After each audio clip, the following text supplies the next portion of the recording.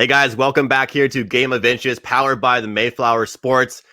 Pleasure to be joined by Cabbie Richards. If you guys watch sports growing up, you definitely know Cabbie. Of course, joined by my partner in crime, Jacob Smith.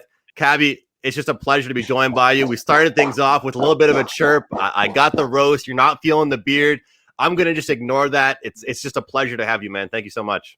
I hope that in the future, this podcast is sponsored by Gillette so that we can get you right, or Dollar Shave Club, because those razors are like literally $1 and will do wonders for your face. Well, you know what? You've got those connections, Cabbie. I do not have those connections. So that's why we have you here on the podcast right here on Game of Inches. So, Cabbie, throughout your career, man, you told everyone else's story, right? You were able to have some fun and also let everyone else get their stories out. We want to kind of hear your story, man. So I want to hear what you've been up to, and just most recently, like, what are you up to these days? So well, thanks for asking. I'm at Bleacher Report and I'm working on betting, and that's where you and I met in Las Vegas.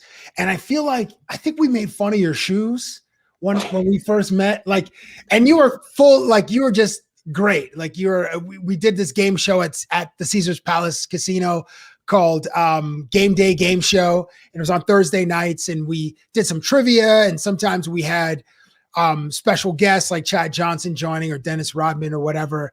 And it's always wonderful to see other Canadians when you're abroad. Certainly if you guys go to Europe, you're going to meet Canadians, because Canadians are friggin' everywhere. We're like Australians. We just travel, maybe not so much in 2020 because obviously the global pandemic, but pre-pandemic and post-pandemic, Canadians will be everywhere. So in Las Vegas, working with Bleacher, I'd occasionally meet some Canadians, and I met you, and that was very cool. So since, our relationship with Caesars has changed because of the pandemic economics, we're not doing these game shows from Caesars anymore. So everything is remote, much like you guys are doing the podcast remotely. So our streams are remote. So we have football streams and basketball streams, and at Bleacher, those are like the two biggest sports. It's interesting being Canadian and then going to the United States, how little hockey is on sort of the national what's the word I'm looking for, in the national conversation, I guess. Yeah. Like it would have to take like some major fight for hockey to show up like on Instagram or some like discuss, like McDavid the other day had a no look goal, which was gross. Yeah. I mean, McDavid is like, I was going to try to compare him to an athlete in another sport, but I shouldn't. McDavid is a one of one. He's like, the scoring touch of a Fedorov and a Bure, but then obviously the vision of a Wayne Gretzky. I love the comparison there. Thank you. But I'm so much older than you, Andrew. Like both of you, Andrew and Jacob. Yeah. I'm like literally 15 or 20 years older than you guys. So my references are going to be deeply rooted in the 1990s when like Will Smith and Jay-Z's still popular. I was gonna say like Will Smith and LL Cool J. LL Cool. Thank you. I got you. Yeah, excellent work. Excellent. Thank you for that. I appreciate that assist. So anyway, where was I? Oh yeah, Bleacher. So I've been at Bleacher for about a year and a half, and watching sports betting become legalized in more states, and legislation is in, the Senates and the state capitals to become legalized. It's very exciting for the space. And I've heard here in Canada, like, was it Bill 215 or something? There's the single game legislation has like passed another step in the House of Commons, and it's very close to being legalized. Is that correct? You know, I'm following that really close, man. Definitely. I'm following that super close. Yeah. Bill C-118. The first step to a single 218. event. Come on, bro. You're paying attention. 218. We're gonna have to check the tape on that, but yeah, it's the first step towards legal single event gambling. 'Cause right now we have pro line and all that kind of stuff. So, what kind of made you make that switch? Was it just kind of the way the world was changing, the way that the sports world was changing, or what kind of made you get to that point here with Bleacher Report now? It was working with Bleacher. Like, it was the brand that attracted me. I had a great job at TSN, and I'd been there for, it was year 9. I got there in 11 and I was in year like 2019, but it was like my 9th year. And that's when I left. But Bleacher is a brand and a company that I just been admiring from afar. The ability of the brand to be right in the middle of conversation around huge events or part of the conversation around, huge performances, be it a LeBron, I don't know, LeBron could baptize Jason Terry or something. And then like 30 minutes later, there's a sick animation on Instagram or on Twitter reacting to the moment where LeBron, I don't know, grows wings or becomes like an Avenger and then just crushes Jason Terry's soul. Like that ability to comment on something in the culture so quickly was like, I was so jealous of like, wow, these, like, do they have a full school of ninjas, like these graphic design ninjas that are able to just curate these moments, with like a Bleacher Report spin or like an artistic interpretation. So like where are these people? So that was what I really liked. And the ability to curate moments and content was cool. And I used the app. So when I had the opportunity to go audition for this show, I was like, yeah, I'm in. And then thankfully it worked out and I made the jump to the US. Yeah. Do you feel like it was a hard decision? Because I know like sometimes it's easy to get comfortable, right? And you said you had a long-standing relationship with TSN. Was it hard to go? No. No. At the time, it felt like there'd been some energy in my life or some opportunities had presented themselves all around the same time. So I felt like the universe was saying like, okay, this is time for you to make a change. And I got married at the same time. So that's like a huge life event. And yeah. I don't think it was that specifically. I just think it was these other professional opportunities that came up that I was like, okay, that was on my radar. Spidey sense is going off. And then I'm like, all right, let me make the jump. So it wasn't as hard, even though I was really comfortable at TSN and I was given like carte blanche to do whatever I wanted creatively. It just felt like it was time to go try something else. Yeah, Cabbie, you mentioned when we first met. So for everybody out there listening, I was in Vegas. I was actually heading to the airport, missed my flight. Flight. That's what actually led me to going to the Caesar Sportsbook. Missed my flight in typical Andrew fashion. Was able to get the switch though. So it kind of looked a little bit smooth. So I said, oh, sweet. Now I've got like 5 hours. Hop in the Uber. Just got out of an Uber, hop another Uber, go to the Caesar Sportsbook and have ourselves a night. And then I see our friend Kelly Stewart, Cabbie. I'm like, this is sweet. Say hi to her, link up, talk about the game show. And I was, super excited. And then she looks at me and she's like, it's just a fun show. Like, we'll see you at halftime. We'll talk to you. Like, I'll try and get you on. Like, no worries. So then here I am wearing like, just like, I don't know, faded jeans and a hoodie, like from like a volleyball team I played for back home. And I'm like, there's no way I'm going up on a stage in front of all these people. Like, I'm here. I'm trying to be a young professional. I got to get something nice on, right? And then so I go to the bathroom, I change. I have my luggage with me anyway. So I just put I put dress shoes on, like a nice dress pants, okay, long sleeve. Yeah. And I get up on the stage, right? And I'm thinking, damn, everybody else that came up here was looking super casual. And then right away, Cabbie just says, man, did you just get out of Banana Republic? That's what you said to me. You were like, you're fresh out of Banana Republic right now. I was like, okay, all right, welcome to Vegas. Welcome. Yeah. But that was awesome, man. That was a great time. How did you do that weekend or those few days that you were there? Do you remember how you did? Betting wise? Betting wise, playing table games, whatever. It was what I expected it to be. So it was my first time ever in Vegas. I'm there on my own. Okay, so you lost. No. Hear me out. I kicked ass at the sports betting, right? But I'm not used to the time change. So every sport right here in Halifax, Canada, we're watching sports, the late games, West Coast games till like midnight, 1 a.m., sometimes 2 a.m. In Vegas, I was done with the Vegas Golden Knights game at 9:30 local time. That's right. So I'm saying what am I going to do for the rest of this time? So I had all this, this cash on me. I cashed out. I went to the Golden Knights game, took them on the puck line. They won, bet some NBA games, and then had this cash. So it was kind of like I just would lose the profit on the tables. It'd be like sports betting was awesome. and then go to the tables, play blackjack, play roulette. But the free drinks kind of pays for it. The free drinks kind of, it works itself out. But it was a good time, man. It was great meeting you. And, everyone's saying to me, geez, you met Ocho Cinco? Like, you actually got to meet Ocho? I'm like, dude, I met Cabbie.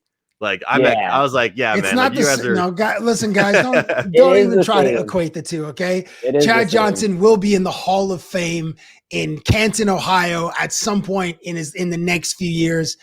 I might be in the Wendy's or A&W Hall of Fame by the sheer amount of food that I've consumed from those two restaurant chains. But like, one is talent and the other one is just a disgusting appetite for greasy, delicious food, certainly when you are intoxicated.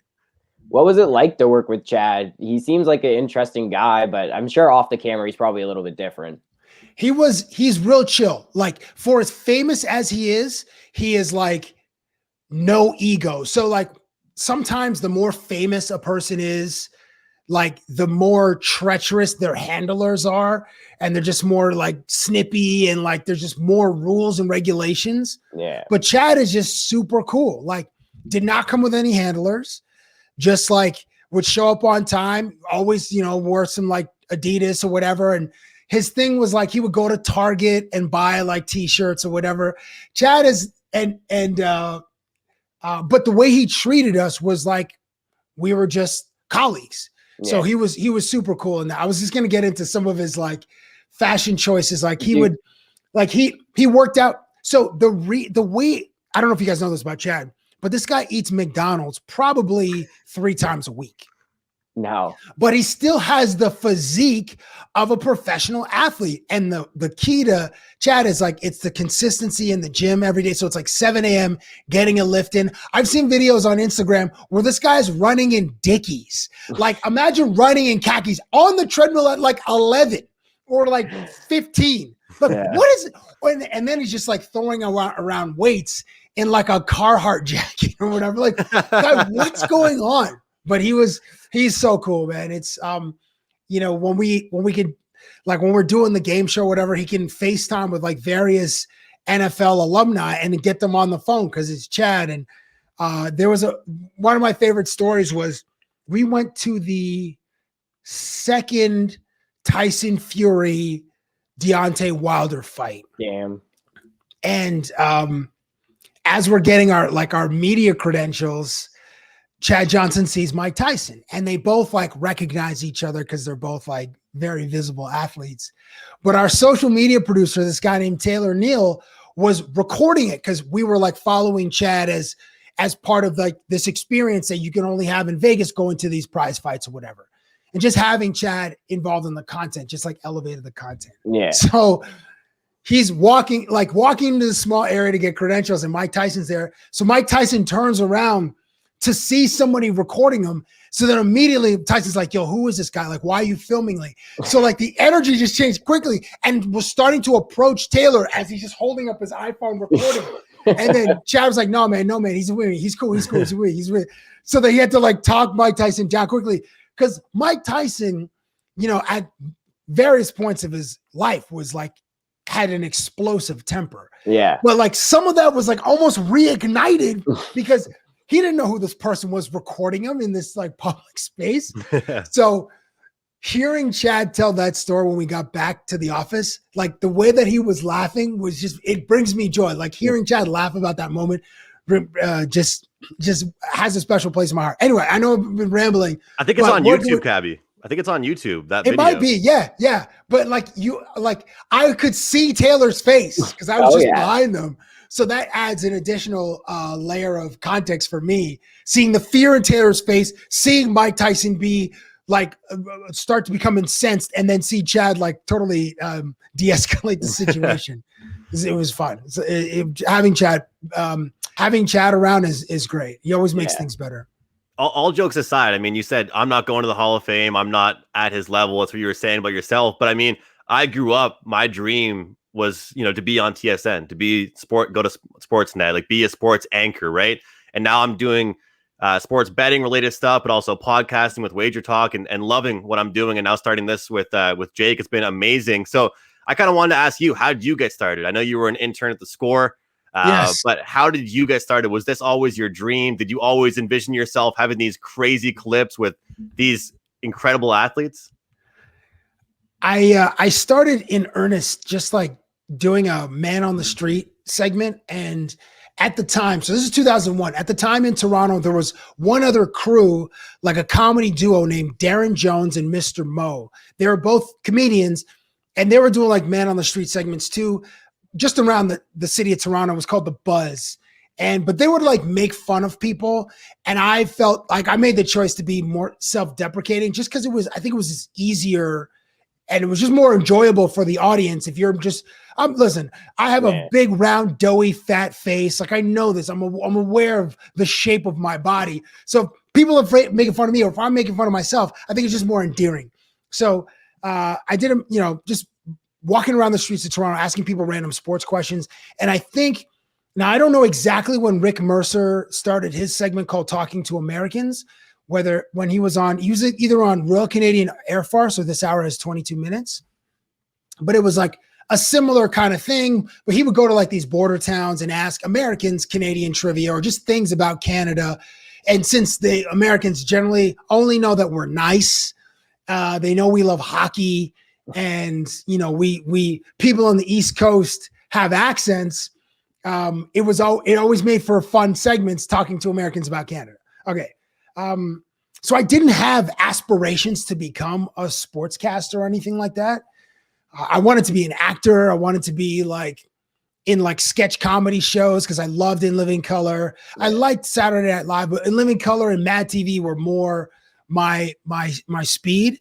I didn't have the talent to do so, but when I was in high school, we would make like videos in the summertime with one dude had a camcorder, and then we'd do these really terrible like talk shows, or we'd shoot like gangster movies with like finger guns, and they were just so terrible. Like shooting at night, and we had to like stand under street lights to get like any kind of lighting or whatever. They were so bad. I'm so glad that I didn't start my career in the age of the internet, or just at the beginning of the internet. Because if these videos were on YouTube, I would just be mortified, and I would try to get them taken down, if not delete them myself. So I think maybe I took cues subconsciously from Ahmad Rashad, because Ahmad Rashad had a show called NBA Inside Stuff. It was on NBC. It was on like Saturdays, and it was like a magazine show in basketball. And I didn't really want to be a traditional host where you're sitting at a desk and you're narrating highlights. But Ahmad Rashad, who was like playing catch with Michael Jordan, throwing a football, or like he's in France with friggin' Tony Parker, like walking through a vineyard, like those kind of things. I looked at, I was like, wow, that'd be amazing. And I never thought I could do that, because being a kid from Toronto, I just didn't see what the steps were to get there. Like I didn't know anybody in television. I just watched it. I don't have any family or friends that work in entertainment. So it just seemed implausible. But once I got to Ryerson and I was taking radio and television, then it seemed a little bit more possible that you could intern at a news network or a radio station, or in my case, it was a sports channel. And I got really lucky because of my timing and just coming up with something that not a lot of people were doing at the time.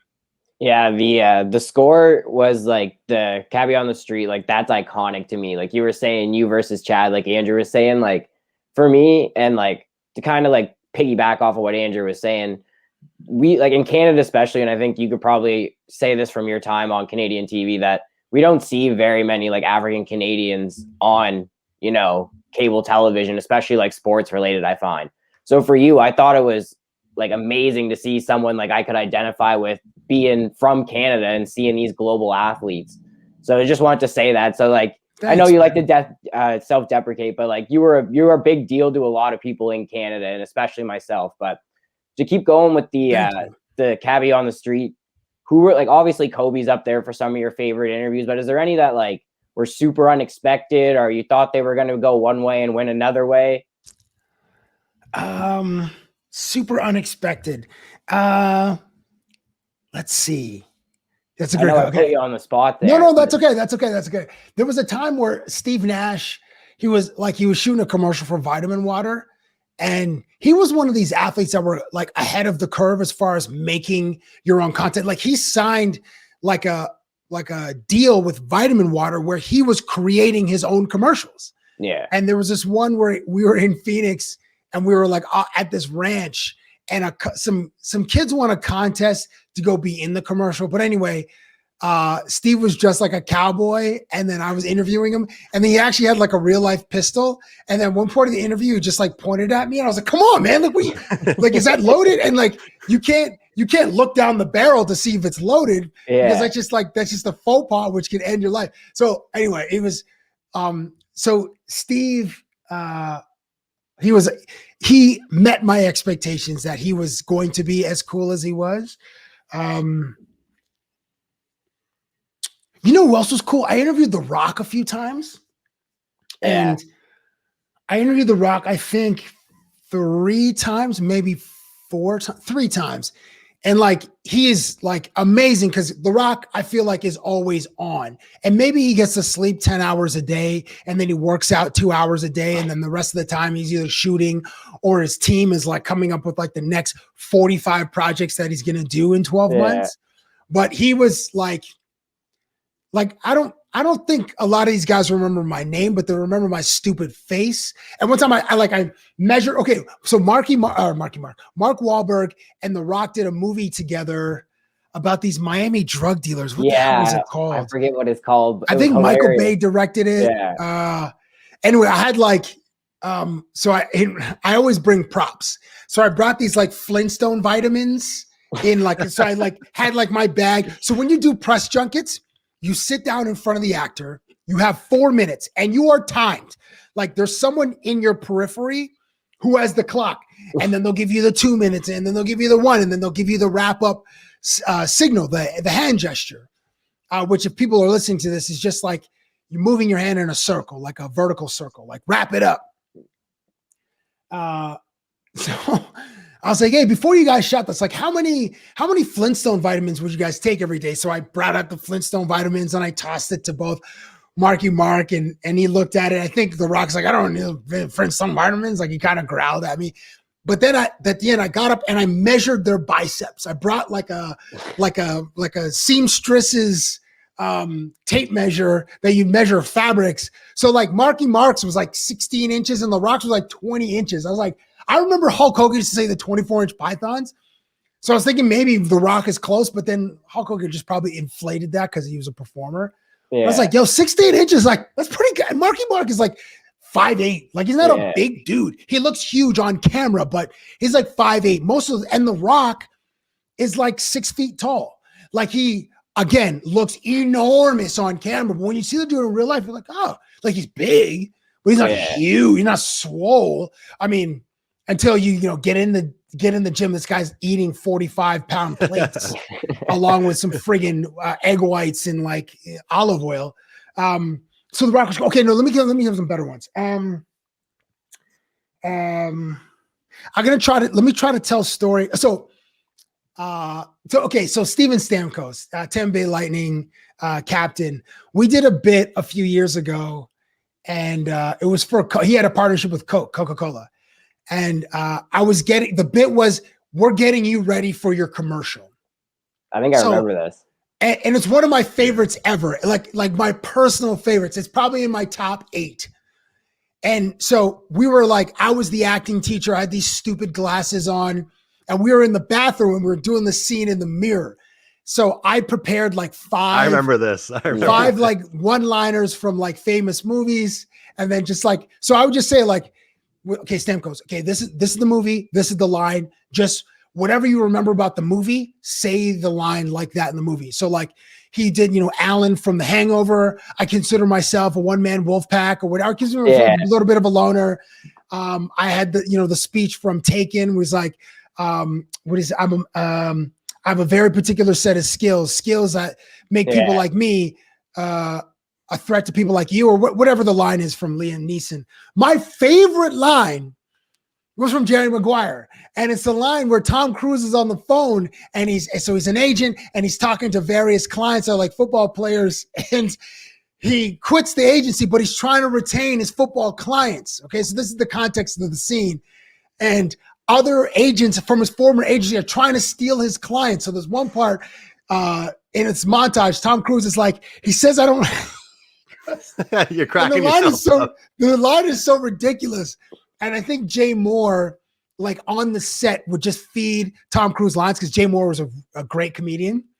So Tom Cruise is like, he said, I don't know what it's like to be a black person. I'm Mr. Black People. So then I got Steven Stamkos to see it. And like, here's the thing of like, take you guys behind the curtain about interviewing athletes. The time that you have with them is so limited. So in a press junket, it's 4 minutes. When you're talking to an athlete before, like at a practice or before a game, it's anywhere between 2 minutes and like 6 minutes. The windows are even when I got to interview the legendary Kobe Bryant, like our interviews were like 10 minutes long and that's it. So with Stamkos, it was like 11 minutes. So I really had time to only do like one take or like maybe 2 takes if we're like, okay, all right, let's just try that one again. So, but he knocked it out. Like every one of those is like 1 take. And I had so much fun with it. The other one was like, we were at Bay and King and we did this Target practice. So he had to deal with like Tissot watches. So the bit was you can come to Bay and King Street, downtown Toronto, right in front of, the RBC skyscraper, and you can like shoot pucks with Steven Stamkos. So the bit was him like, how good of a sharpshooter are you? And he has this photographic memory and he remembers all of his goals and like the time in the period. It's pretty freaking crazy. So I would just throw random, like tell him about the time you scored on like King Henry. Lundqvist. Henrik, yeah. So he's like, all right, or Henrik, excuse me.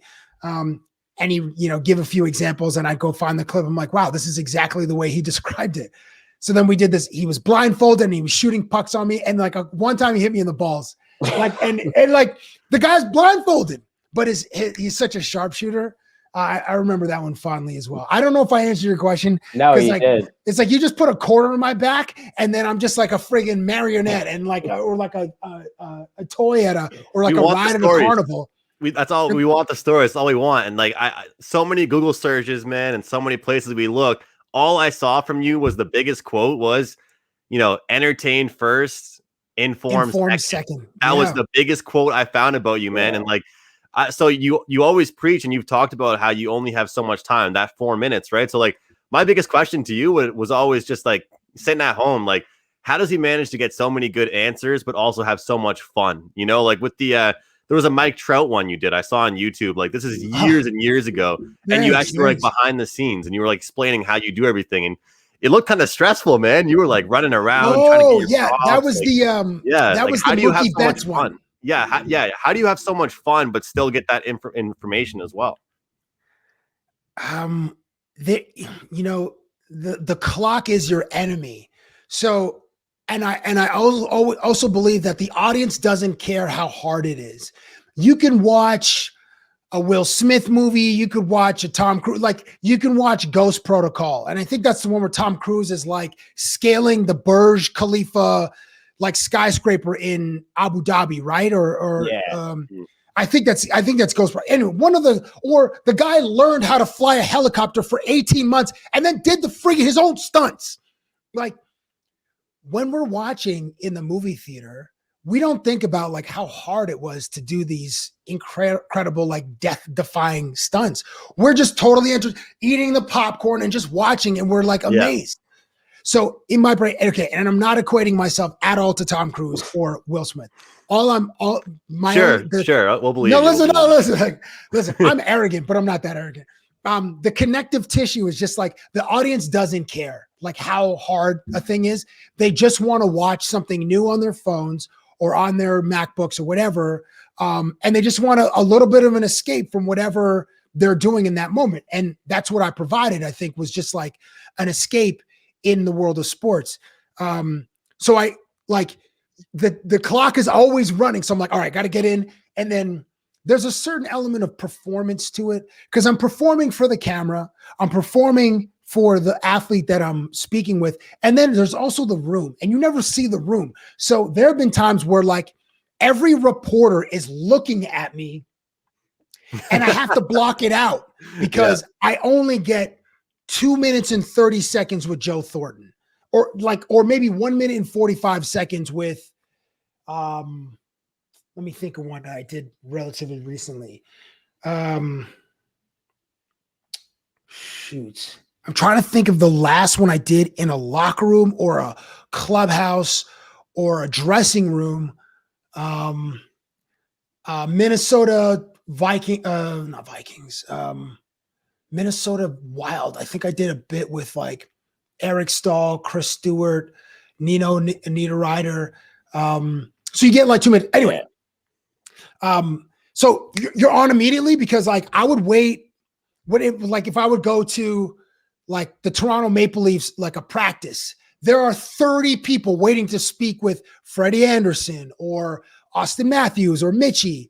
So I would wait until that whole throng of reporters is done. Then I would slide in and try to get 2 minutes before the PR guy. Well, actually, they're always watching. Those mother bleepers are like, they're the gatekeepers. And they're like, they're oftentimes very nice, but they're so protective of their players because they feel like I'm going to do something that's like either reprehensible or entirely embarrassing to the athlete. But I would just embarrass myself. Either way, those are a couple of hurdles I had to jump. But Andrew, to your question is, it's like, you're always up against the clock and just got to get in, do it. And then even if the interview sucked, and I've had many interviews that just sucked, I wasn't on point. I'd either forgot my questions or just the answers were great. It can be saved in the editing suite. So it could be punchy, it could be quick. You just need a line here, move that line over there, and then you can get some comedic moments by the way it's edited. So I always keep that in mind as well. And I was the dude who sat in the edit suite with the editor, bring all the footage in.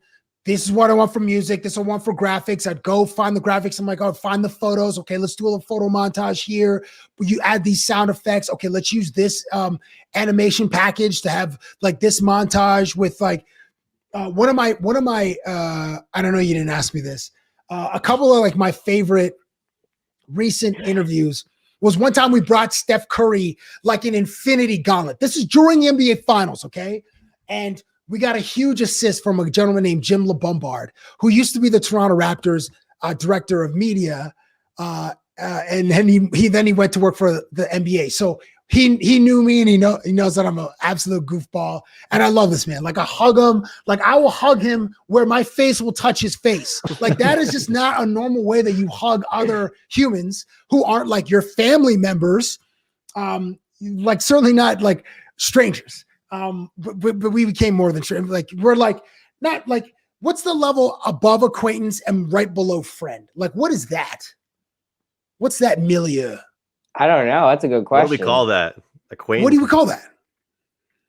So it's like a contact. A contact. A contact? I think a contact would be below an acquaintance, wouldn't it? Yeah, contact's very close to acquaintance. Whatever that space is, that's where Jim LeBombard and I. Okay, anyway, so got this opportunity. Steph Curry, again, 5 minutes during the NBA, before the NBA Finals started. Steph Curry's in a room. He's getting, okay, so ESPN gets an interview, Steph. ABC gets an interview. ESPN, ABC, same company, but there was like two different things. And then like Turner or NBA Entertainment get an interview. Then we did like at TSN, only because LeBombard is like, okay, TSN is a partner. And so we get a little bit more access sometimes when you're like a lead partner. Brought him an infinity gauntlet. And like, he was like, oh, this is big time, you know? And I didn't even, so my man Dave Cricks sourced the infinity. This is at the height of the Avengers movies and the Marvel, the MCU and all that.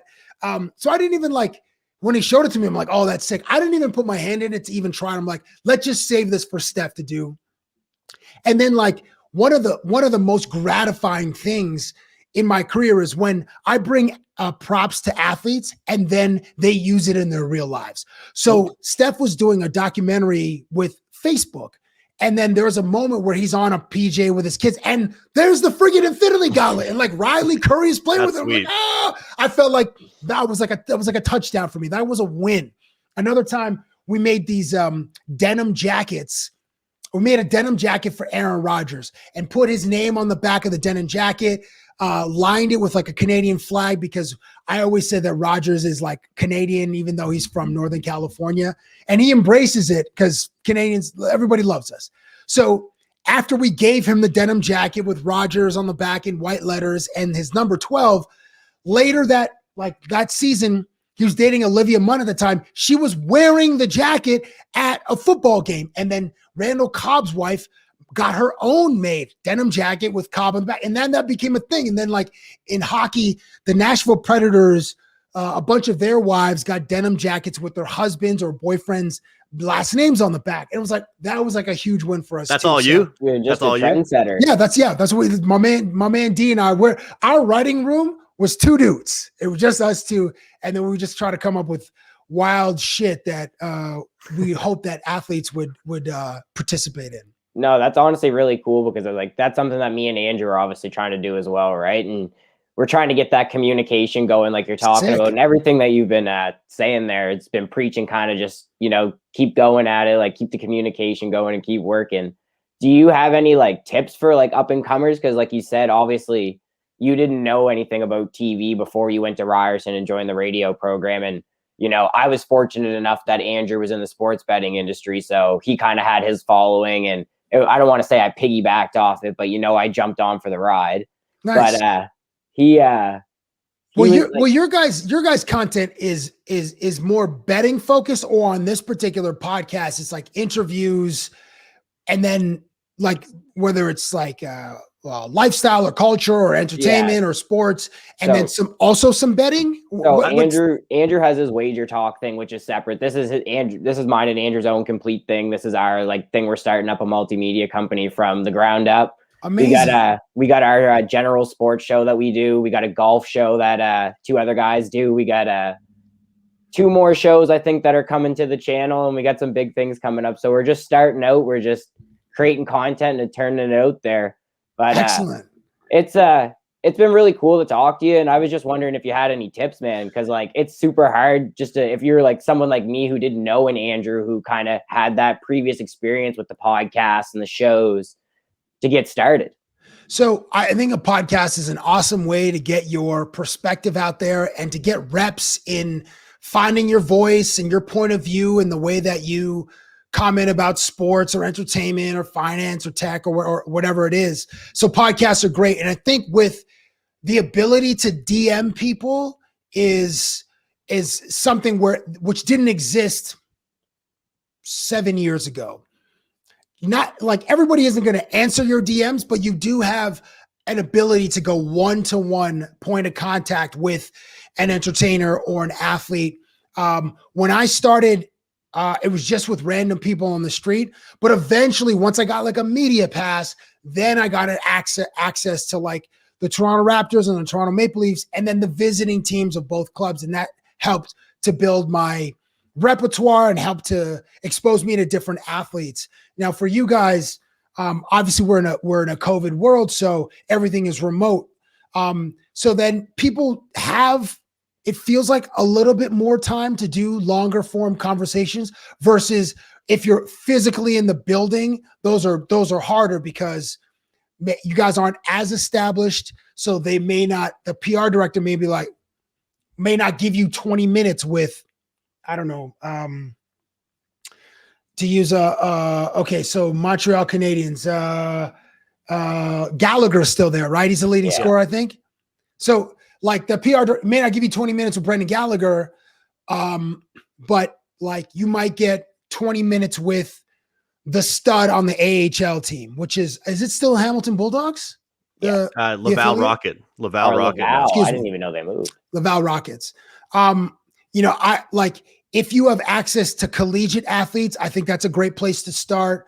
Obviously, St. Mary's is a great university. It's I don't know which school is like. Maybe St. Mary's isn't like the dominant school anymore. Dalhousie has won like 6 of the last 7 local university basketball championships. They're building something special, and they're also great education wise. I was actually their in-game announcer, and I did some play-by-play as well. Yeah, so it was great being able to do that. But to piggyback off what Jake was saying about like tips and stuff like that, I just think that it seems, and this is just off what I've seen, Cabbie. So on Twitter. It seems like you really help out like the younger you're retweeting today. I saw you retweeting something that Kayla Gray had out, and so many other TSN like young anchors and stuff like that. Like how have they like impacted you, and how have you impacted them?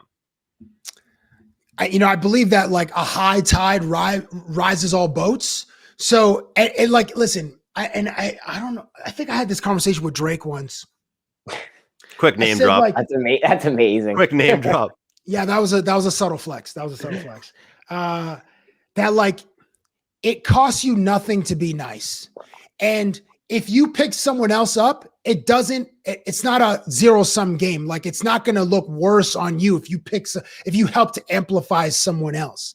So like by like helping other people, you're kind of in a morally, like a character fabric way. I know that's not a great way to explain it, but you're kind of helping yourself in some way.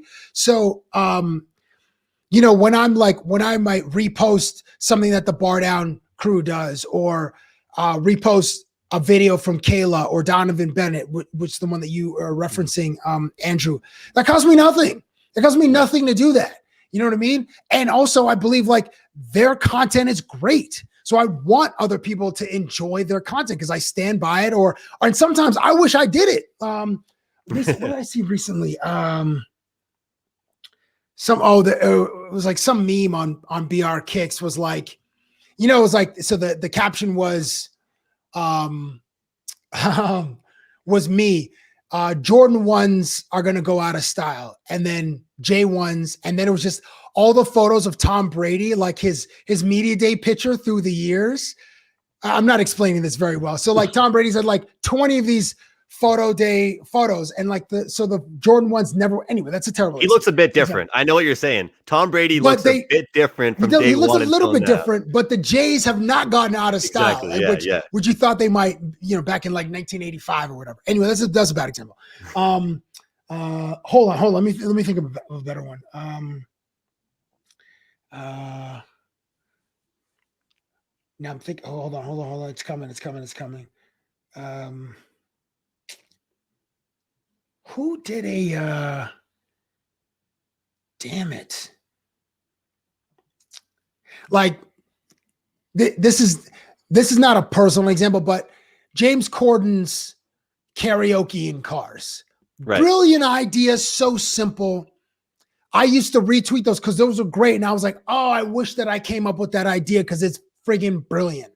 So yeah. So anyway, back to your original question. It cost me nothing to help amplify somebody else or put somebody, shine a light on someone else's work. So I just do it when I feel like. I don't do it all the time because I don't see everything. I also have to like be focused on my own work or whatever, but it costs me nothing. It costs you nothing to be nice. Yeah, that's something that Andrew's kind of been talking to me about too, is like, just keep being nice. Just, keep just doing the things that you think are right and just keep plugging away. But to get back to like the Bleacher Report thing, do you feel like covering football and basketball, you're even more into it? And do you feel like now, like with the betting thing, like you're all in on the betting? Because me and Andrew were both really big bettors. I retired recently. I went out on a big win. Plus, he's always retiring, Cabbie. He goes on and off every month. He's on and off. I always go out on big wins. That's the thing. You go out on a big win, you take a little break, and then you come back when you need it. But so wait, did you have like the Bucks money line or something in the Super Bowl? No, I had I had a tennis parlay. I got two of my buddies here, Andrew and another guy. They hooked me up with 2 picks, and it ended up being a plus 1,300. Cashed that to the bank and put my retirement papers back in. All right, okay. But, do you feel like you're more into the betting scene now? Because like I feel it's like when you get into it, it's contagious. Like it just like gets a hold of you, and you're just you don't get consumed by it, but you're very interested in all aspects of it. I was telling a friend of mine recently that my previous vice was like going out on the weekend, and you end up at a restaurant and you're at the bar and you're meeting people and you're drinking 1942. And then all of a sudden your bar tab is like $800. That has been supplanted by sports gambling. So it is extremely seductive because you look at and Bleacher Report betting, we traffic in what we call user-generated content. It's called UGC. But what we traffic in is showing the public these 10 or 12 leg parlays that hit. So some person bets $5 and there's like an $18,000 payoff, which is the fantasy of all casual bettors. They want to bet $20 to win 5,000 or $50 to win 10,000. Like that's the ultimate, bet or fantasy for. That's the dream, man. That's the dream. That's the dream for casual sports bettors. So yeah, I've been seduced. So like I wasn't really into sports betting before. I do fantasy football, and I know like fantasy sports and betting are kind of like cousins. Yeah.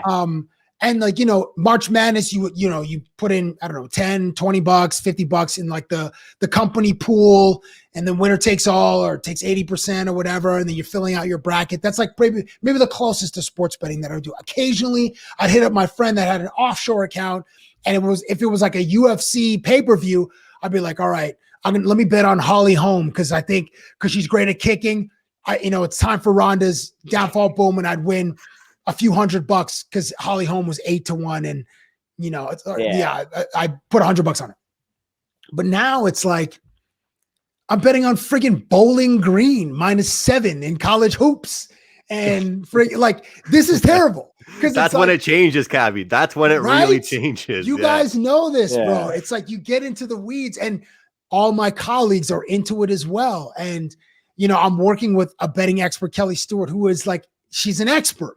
I mean, she wouldn't call herself a tout or a sharp because she doesn't sell picks, but she has access to so much great information, which informs her picks. And she does obviously has her numbers and spreadsheets as well. So a lot of times I'll tell Kelly for fun. Sometimes we'll fade her and we'll win or lose or whatever. But I have great resources to learn. But man, I'm losing a lot of money. So Cabbie, what's that relationship like? Because Kelly has been so great to me, right? Like she's the director of media for the company I work for, right? And she has been outstanding. She's, she's done promotional videos with me. We've talked sports together. Obviously, I met her in Vegas when I was with you there. What's that relationship been like? Because you were from the other side of media, right? You were from sports media, and she's kind of from the sports betting media. Now it's kind of like two sides of the coin meeting. Yeah, and my background is just traditional television, like traditional sports coverage, traditional-ish. I was more on the entertainment side than the information side. And Kelly, she'd done some TV with CBS, and I think she was doing Wager Talk before Bleacher Report. But the relationship is great. Like we both respect each other. I'm envious of her knowledge because I don't have that, and I'm not a seasoned bettor. I'm still very casual. My bets range from $20 to 50. Like I'm very much a novice. Smart. I'm not dropping a nickel, $500 or a dime, $1,000 on a freaking game. Or have a future that could cash out for 150 grand. 150 grand would change my life. And I know I've been in television for a while, but I've had, been very fortunate, but still 150 grand, still 150 grand. I'm not jaded by these millionaires who I know who make millions. I'm still a regular blue collar dude. So 150 grand is a lot of money. Man, a grand is a lot of money. I lost the past 10 days, I'm down a grand. I'm like, what am I doing? I need to retire. I'm having a referendum with myself in the mirror. Bro, what's happening? It would be better if I just invested in Apple stock or friggin' got on NBA Top Shot and just bought a Ja Morant dunk on who knows, friggin' DeAndre Ayton, if that exists. Or what about did you see the Anthony Edwards one the other night? Oh my gosh, on Utah. Oh my God, bro. Oh my goodness. Yeah. Yeah, he baptized them. That was bad. Of course. I mean, and that's the only, that's Anthony Edwards' signature highlight for his career. He's 20 games into his and he smiles career. After it too. He's just all smiles walking up the court. It's hilarious, but it was violent. And he knew that night, after he got that moment, he's oh, my phone's about to blow up. And it did. I'm sure he got sent that highlight from every friggin' platform numerous times from all his boys and his family or whatever, with all kinds of swear words in the caption or whatever. Oh, you crazy? Or you buried him or bodied him or whatever. So Sports betting. So yeah, relationship with Kelly is awesome. Relationship with sports betting, not awesome. It's I don't know how people, if you're good enough to do this as a career, then you're really, really good. Like you got to be around 60% wins because on top of the juice that all those minus 110 games, minus 120 games, and you got to win at a 60% club. I don't know how anybody does. The juice is what gets you. That's staying away from that. The juice, but like Vegas is so like precise with its point spreads, with its totals. Because how many times did you have the under 227.5 and the game goes 228? Or how many times did you have a 6.5 point spread and then the game goes 7? Or like you're betting in game and you're doing a player prop, so-and-so to score 19.5 points. I'm like, all right, I'm taking the over. The person that, the player, Dylan Brooks scores 19 points. I'm just like, man, I marvel at the AI computations that Vegas has access to have these specific lines that are so perfect. What's your favorite sport to bet on there? You mentioned basketball there a couple times. Is that your sport to bet on? I think so. Yeah. I think I love the player props. Because I go through the game logs and I'm combing through information. And then I say to myself, hey, can this guy get 5 rebounds this game? Why am I saying that to myself? I should DM the dude like, bro, can you give me 5 rebounds this game? Although they wouldn't give a bleep, and nor would they probably answer my DM. But I do like player props. And because I'm new to the space and I'm a sucker, I like to get plus money. I'm looking for those things where I can get a plus 140. I can get a plus 180. Is a plus 200? Like, oh, can Seth Curry hit 4 3-pointers against the Raptors tonight? Maybe, but is it likely? No. But there I am with bright eyes thinking, oh man, this is so juicy, like a plus 200 on 4 3-pointers or whatever the line is. So I've been betting. Jake's name in my phone is literally Jake Prop King Smith. That's what his name is in my phone. Like that's his thing. Like during the NFL season, when you want picks from Jake on Sunday mornings, he's giving you props. That's what I know I can count on Jake for is the props. Jake, you're gonna be my new plug. I'm not gonna lie to my crowning jewel of the season was I think Mark Andrews scored Jonnu Smith. Jonnu Smith scored in 4 straight games or something like that. Solid. And his lowest I think his lowest was he was a plus 120 was the lowest he was in week 4 or something like that. But the props are fun, man, especially for football. Sometimes you might not want to watch the whole game. You might have red zone on or whatever you guys have down there, and you might just want to watch the offense. So I'm a big prop guy, especially for the NFL, but the NBA, the props aren't nice to me, man. I had to shelf those for a bit. Cabbie, the funniest video that I have to bring up, because when I first met you, I said, I don't even know why I said this, but I was telling everybody that knew sports, I'm from where Sidney Crosby's from. And you're like, oh, you're from Cole Harbour? I'm like, no, from Halifax. And I was like, oh, this guy just called me out because obviously you're Canadian. You knew where Halifax was, but nobody knows. But anyway, I'm telling my girlfriend, I'm talking to Cabbie today, and she has no idea who you are. She doesn't watch sports. She doesn't know sports. Yeah, perfect. And I said, she's like, so what does he do? What's his thing? I was like, just watch this clip. Just take a look at this clip. You'll know what he's all about. So I showed her the Sidney Crosby and the knob video, the knob segment. And that was the funniest. That was the funniest. It's probably the funniest one I've ever done. Well, because the funniest one. I have you on record and I've seen you on videos saying that the best part about it is how long it takes for people to get the joke. Is that true? That is hilarious to me. Thanks, man. Yeah. So for people who haven't seen it, it was a bit where I just asked hockey players, how do you tape your knob? How do you tape your stick? With the obvious sexual innuendo. So it takes some guys a little bit of time. So when I'm like, well, how do you tape your stick? Do you have a big knob or do you have a little knob? And it's when I ask that specific question, when guys are like, wait a second. And then when you see their face and their demeanor change, now that they're in on the joke, that provides so much humor for the audience. And I have to shout out Steve Ludzig, who's a former coach of the Tampa Bay Lightning, played for the Chicago Blackhawks in the 80s. Oh my gosh, Daryl Sittler, the former head coach of the LA Kings, has a great Steve. They had I think they had like Doberman pinchers when they were. Anyway, I'm sorry, get away. So Steve Ludsing, great. So he gave us the idea. I say us, Dave and I, to like just ask hockey players how they tape their stick. So like I think Rick Nash had a clip. He's like, I tape it very well. Thank you for asking, or something like that.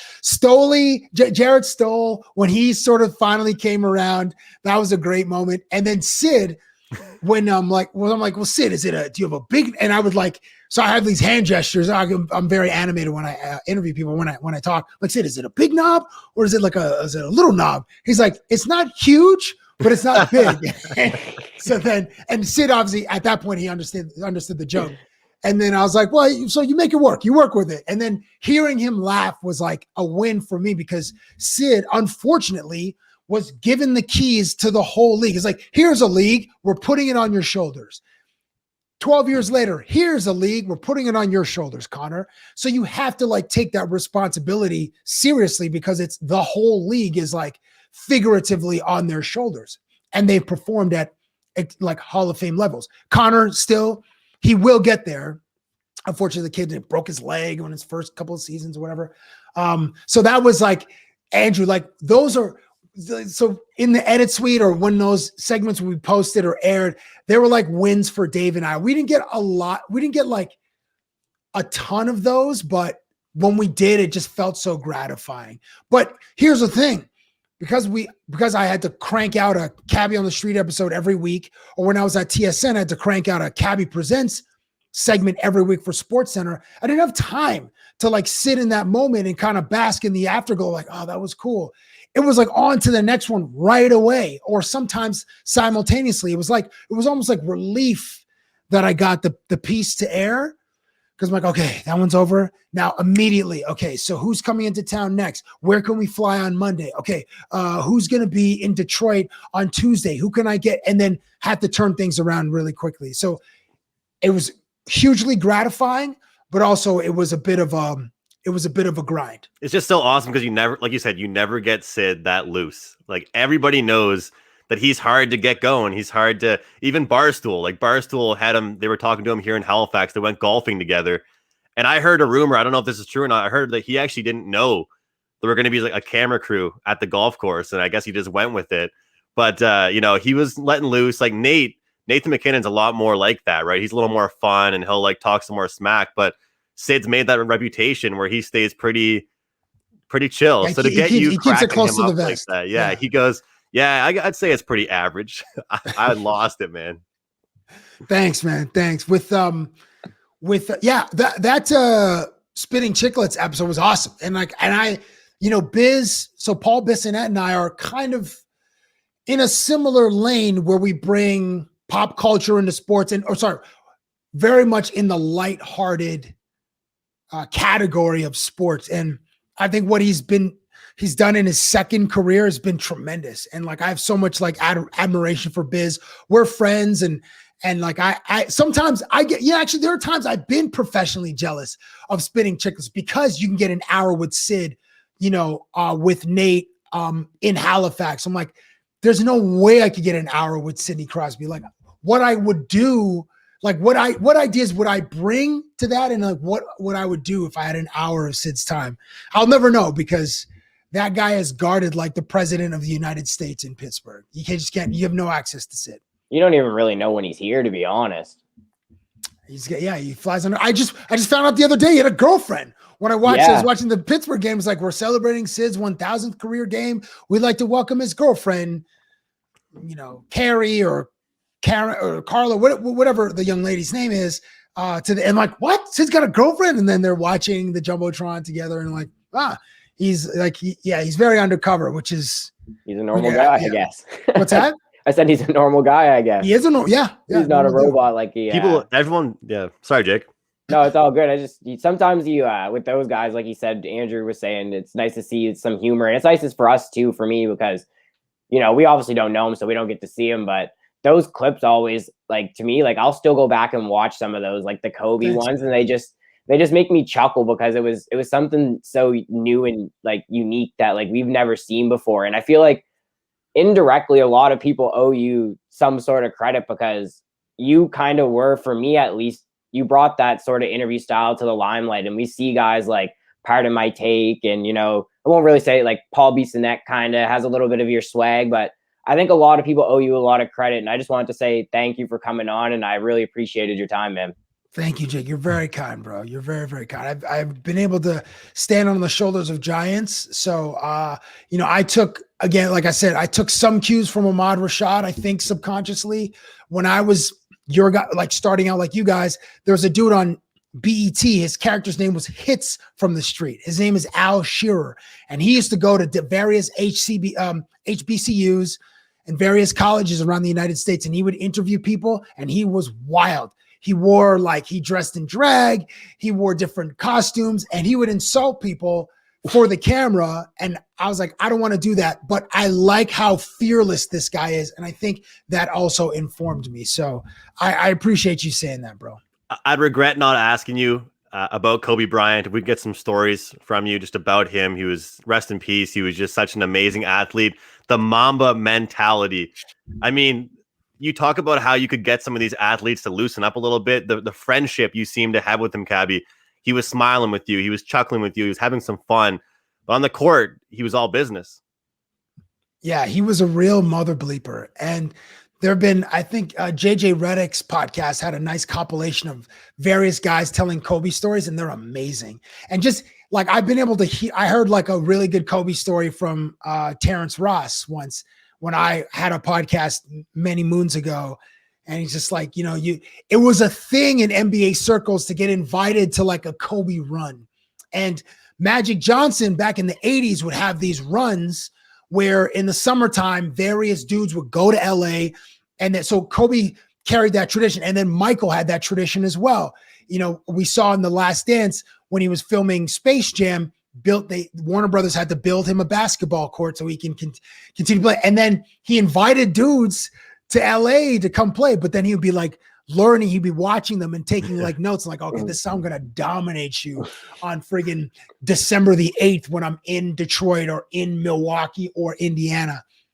So Kobe had these runs, but like, it was a badge of honor to be invited. This is before he had the Mamba Academy, and Terrence unfortunately did not get invited. It was like, and LeBron has continued this as well. Bron would like rent out UCLA. So Terrence is like, yeah, we just be like training at UCLA. And then one time we show up and then we can't use the gym. We're like, why can't we use the gym? And then like Bron had like rented out the gym for like a week for like Bron and whoever to like play. But Kobe would have these camps. What Kobe story can I tell you? Let me see. I guess the one I do like to tell was like I used to pitch him ideas every time I saw him. So I would show up the day before, or sometimes I would pitch him the ideas after the interview. I'm like, okay, so what do you think about these two for next time? And it was always two ideas, and usually just like, these are shit. One time I pitched them, which I thought were great. It was like, I have a bit where I'm a prospective real estate buyer, and the bid is we come to your, and like I show up with a couple of security guards. I'm in like a black suit, glasses. I'm like a real serious dude. And I'm coming to like buy your house. And then you show up at the end with your two dogs. Like, Kobe, Cabbie, why are you in my house? I'm like, why? I came to, and it was like a way for us to like do like a tour of his house, like MTV Cribs. Yeah. Kobe's like, this idea sucks. He's like, I don't want to do that. He's like, write me some Dave Chappelle show shit. And it was like a punch in the chest. Yeah. I was like, Dave Chappelle show? Like Dave Chappelle, and this is like, I don't know, 2008. Like Dave Chappelle is a freaking genius already. I'm like, what do you mean? And he's like, yeah, you gotta write me some better shit. But he was testing me and he was pushing me. He's like, all right, these ideas are meh. I need some better shit from you. So the next time, maybe it wasn't 2008, maybe it was like 13 or whatever, but the next time I saw him, I pitched him a successful idea, which he's like, okay, let's shoot this. And we never got to shoot it because the year that we were going to, he got injured. So then once a player's injured, they don't do interviews. Then it was like a long it was either his Achilles or his knee. So he's out for like a year and a half. And then there was like the shoulder. I'm like, so I missed, there was like a 3-year window where he was like injured all the time. And we never got to shoot it. So him telling me to write some Dave Chappelle show shit for him, I'll always remember, because that's the kind of guy he was. Like, give me your best. Don't give me this weak ass ish. So yeah. Cabbie, thank you so much, man. Seriously, we appreciate you coming on. My it's pleasure. an honor to have you. I said to myself before we did this, I'm not going to be a fan of yours, but I am. I'm going to sit here on and say I grew up watching you on The Score on TSN, and it just really is a pleasure to speak with you. So thanks a lot, Cabbie. Thank you, Andrew. Thank you, Jake. Nice seeing you fellas. It was nice talking to you, Cabbie. Just before we let you go, is there anything you want to shout out or anything you're doing you want to let the people know about? I want to shout you guys out. And I look forward to listening to the next 50 episodes of your podcast. I appreciate that, Cabbie. Thank you very much, man. You're welcome. Thanks again to Cabbie. This is the Game of Inches podcast right here on Mayflower Sports. We'll see you next time for episode 14.